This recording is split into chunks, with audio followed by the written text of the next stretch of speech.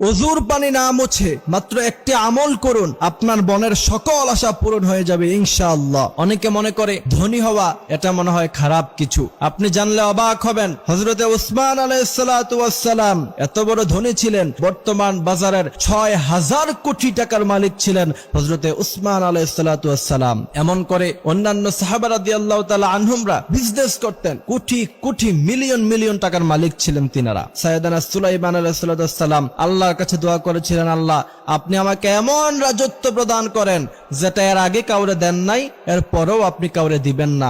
এই কারণে তিনি সব পাখিদের ভাষা বুঝতেন, জিনের কন্ট্রোল ছিল তিনার হাতে, পাখিদের কন্ট্রোল ছিল, সাগর নদী নালা সব কিছুর ভাষা তিনি বুঝতেন এবং অনেক বেশি ধনী ছিলেন হযরতে সুলাইমান আলাইহিস সালাতু ওয়াস সালাম।